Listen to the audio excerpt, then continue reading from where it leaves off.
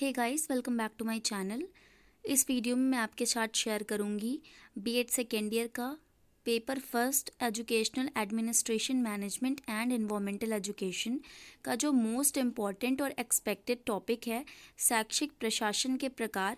इससे पहले भी मैंने शैक्षिक प्रशासन पे 2 वीडियो बना रखा है, उसके अर्थ, परिभाषा, उद्देश्य पर। और जो दूसरा वीडियो है वो आपका है शैक्षिक प्रशासन के सिद्धांत पर। और वो दोनों क्वेश्चन भी काफ़ी ज़्यादा पूछे जाते हैं। इस पर मैंने लगातार 3 वीडियो बनाए हैं, क्योंकि ये जो फर्स्ट यूनिट है पेपर फर्स्ट की बीएड सेकेंड ईयर की, बहुत ज़्यादा आप कह लीजिए इम्पॉर्टेंट यूनिट है। हर साल इससे क्वेश्चन पूछे जाते हैं, तो ये अगर आप तैयार कर लोगे तो आपका काफ़ी अच्छा पोर्शन तैयार हो जाएगा। So without wasting time let's start the video guys. और इससे पहले मैं बता दूं कि मैंने मोस्ट एक्सपेक्टेड टॉपिक्स की जो सीरीज़ है बीएड फर्स्ट ईयर और सेकेंड ईयर अवध यूनिवर्सिटी की, वो ऑलरेडी प्रोवाइड कर रखी है मेरे चैनल पर। अगर आपने अभी तक उस वीडियो को नहीं देखा है then please go and watch that video. अगर आप बीएड कर रहे हो तो आपको काफ़ी ज़्यादा हेल्प मिलेगी उससे। So without wasting time let's start the video guys. आपका शैक्षिक प्रशासन 3 प्रकार का होता है। सबसे पहला होता है सर्वाधिकार युक्त शैक्षिक प्रशासन, यानी कि टोटलिटेरियन एजुकेशनल एडमिनिस्ट्रेशन, एक अधिकारवादी शैक्षिक प्रशासन, ऑटोक्रेटिक एजुकेशनल एडमिनिस्ट्रेशन। और तीसरा होता है प्रजातांत्रिक शैक्षिक प्रशासन, डेमोक्रेटिक एजुकेशनल एडमिनिस्ट्रेशन। शैक्षिक प्रशासन आपके 3 तरह के होते हैं, ये तीनों उसके नाम हैं। अब हम एक एक करके तीनों को डिस्कस करेंगे। सबसे पहले है आपका सर्वाधिकार युक्त शैक्षिक प्रशासन। तो इस प्रकार के शैक्षिक प्रशासन में राज्य या देश को सर्वाधिकार प्राप्त होता है, यानी कि उसको सबसे ज़्यादा अधिकार जो है प्राप्त होता है, उसी को पूरा अधिकार एक्चुअली प्राप्त होता है।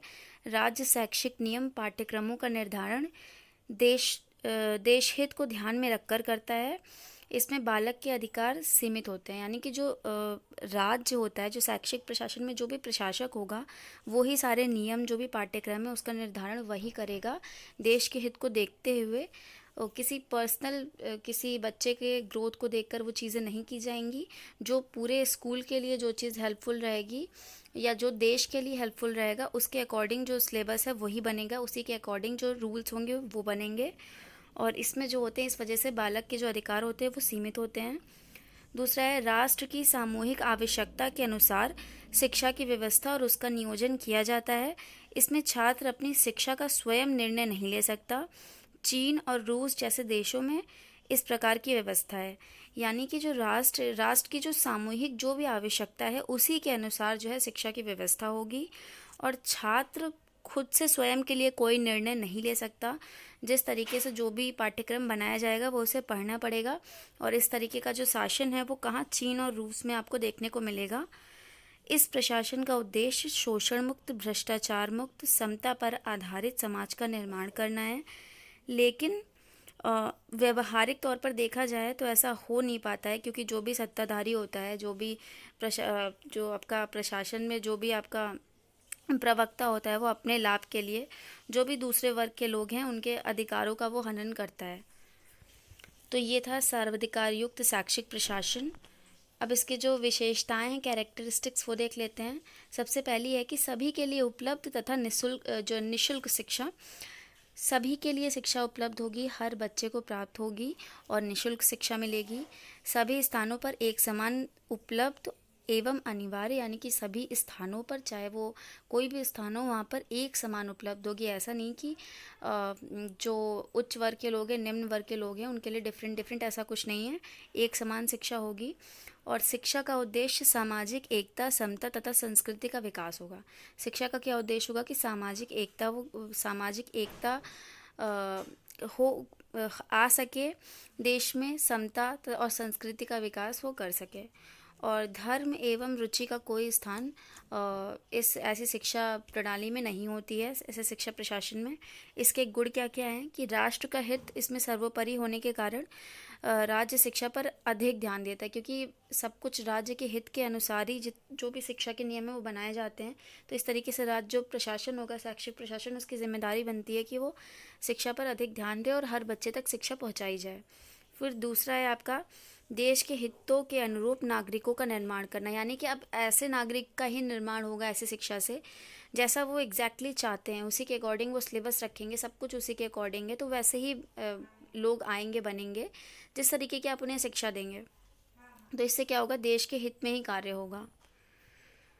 उसके बाद अपव्यय अवरोधन जैसी समस्याएं हैं, उन सब से जो है शिक्षा ये ऐसी शिक्षा बच जाती है। अपव्यय अवरोधन क्या है, ये मैंने अपने प्रीवियस वीडियो में बताया है, आप उसको देख लीजिएगा। फिर छात्रों में राष्ट्रीय भावना का विकास होगा इससे।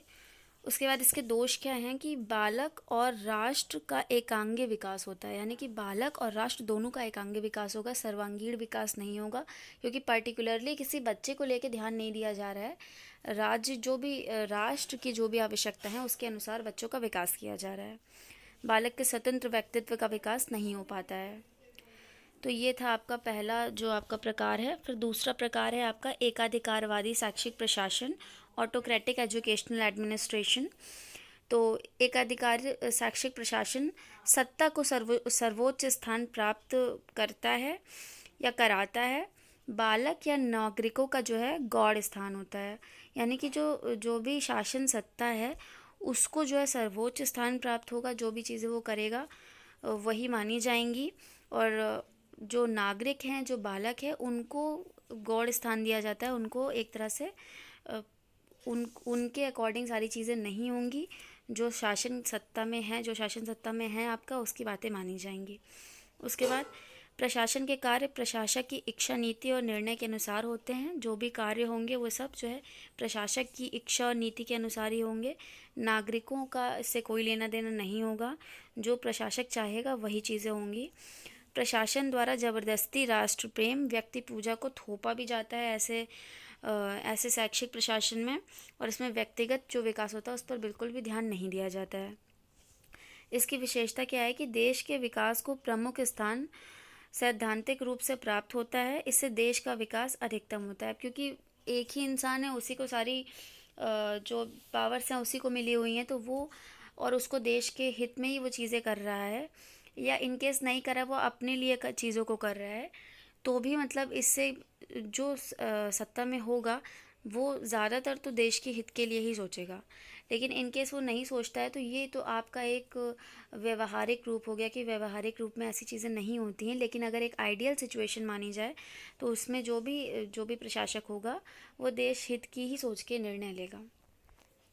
उसके बाद इसके दोष क्या हैं कि शिक्षा का मशीनीकरण हो जाता है। यदि सत्ता का जो है शीर्ष एकांगी व्यक्तित्व का है तो देश में भ्रष्टाचार, निरंकुशता तथा विद्रोह बढ़ जाता है। यानी कि अगर जो भी सत्ता है वो सिर्फ एक एकांगी व्यक्तित्व पर ही आधारित है तो देश में जो है भ्रष्टाचार भी बढ़ेगा, निरंकुशता भी बढ़ेगी, विद्रोह भी बढ़ेगा, और जन भावना देश के खिलाफ होने लगती है। यानी कि अब आप सब कुछ अपने अकॉर्डिंग कर रहे हो तो जो लोग हैं उनका मन तो कहीं ना कहीं हटेगा ही ना, अपने देश से भी हटेगा, अपने देश के जो रूल्स हैं, रूल्स रेगुलेशन, हर चीज़ से हटेगा। बालक का सर्वांगीण विकास नहीं होगा, और ऐसी जगह पे तानाशाही जो व्यवस्था है वो देखने को मिलती है। जैसे कि अब पाकिस्तान, इजराइल जैसे जो देश हैं वहाँ पर ऐसे ही शासन चलता है। फिर थर्ड है आपका प्रजातांत्रिक शैक्षिक प्रशासन, डेमोक्रेटिक एजुकेशनल एडमिनिस्ट्रेशन।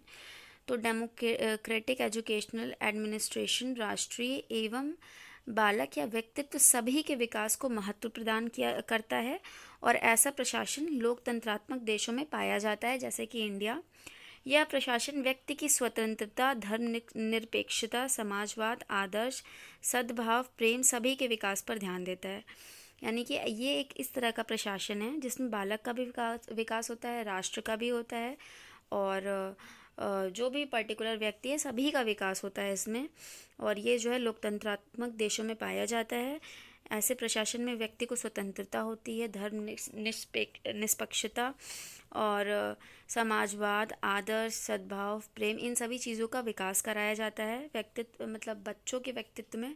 उसके बाद सभी को उसकी क्षमता, योग्यता के अनुसार विकास के अवसर प्रदान करता है। यह एक आदर्श शैक्षिक प्रशासन है जो सभी के विकास पर ध्यान देता है। तो ये 3 शैक्षिक प्रकार थे, लेकिन आदर्श किसको माना गया है? प्रजातांत्रिक शैक्षिक प्रशासन को आदर्श शैक्षिक प्रशासन माना गया है। इसके बाद इसकी विशेषताएं देख लेते हैं, और विशेषताएं ही इसके गुण भी हैं।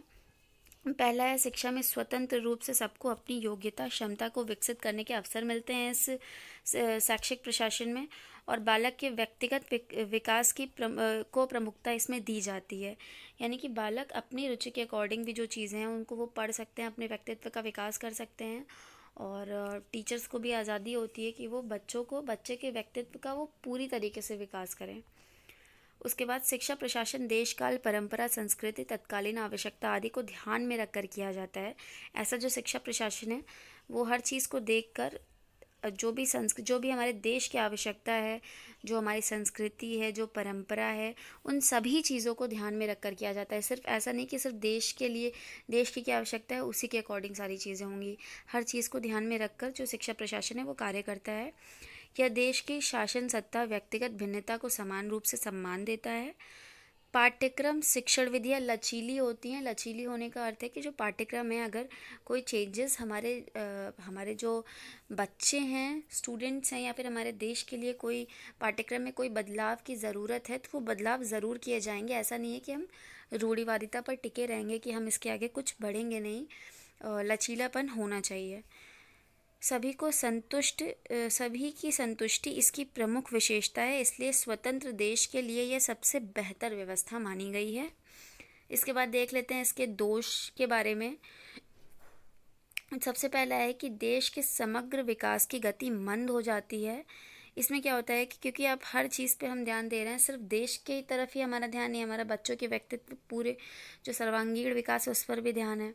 हर व्यक्तिगत भिन्नता, हम हर चीज़ को लेकर चल रहे हैं। तो इसमें क्या होता है, जो देश को लेकर एक जो पार्टिकुलर जो आपका ऑटोक्रेटिक जो आपकी एजुकेशनल एडमिनिस्ट्रेशन था उन सब में था कि देश को ही मेन फोकस किया गया था कि उसकी क्या नेसेसिटी है। इसमें ऐसा नहीं है। इस वजह से इसमें जो है देश की जो विकास है वो थोड़ा सा धीरे हो जाता है। शिक्षा में निवेश की अपेक्षा प्रत्यक्ष लाभ कम दिखाई देता है। यानी कि जितना निवेश होता है उसके अकॉर्डिंग में जो रिजल्ट दिखते हैं वो कम दिखते हैं। इसमें बालक अपनी शिक्षा के लिए स्वतंत्र होते हैं, अतः उनका निवेश सिर्फ लाभ की तरफ अधिक होता है, जिससे सभी क्षेत्र का विकास समान रूप से नहीं हो पाता है। तो जब क्योंकि बालक अपनी शिक्षा के लिए स्वतंत्र होते हैं, वो जो चाहें वो फील्ड चुन सकते हैं। तो ऐसे में क्या होता है कि जिसमें उनको ज़्यादा दिखता है कि वो उनको लाभ उसमें ज़्यादा मिलेगा, ज़्यादा प्रॉफिट होगा उस करियर में, तो वो उस फील्ड में जाना प्रेफर करते हैं। इससे क्या होता है कि जो सभी जो क्षेत्र हैं सबका समान रूप से विकास नहीं हो पाता है। कोई एक ज़्यादा विकसित कर जाएगी, एक पीछे रह जाएगी, ये चीज़ें हो जाती हैं इसमें। तो ये थे 3 प्रकार आपके शैक्षिक प्रशासन के। आई होप कि आपको समझ में आ गया होगा। So this is it guys, thank you for watching. Don't forget to subscribe my channel and like the video because your subscription means a lot to me. Thank you.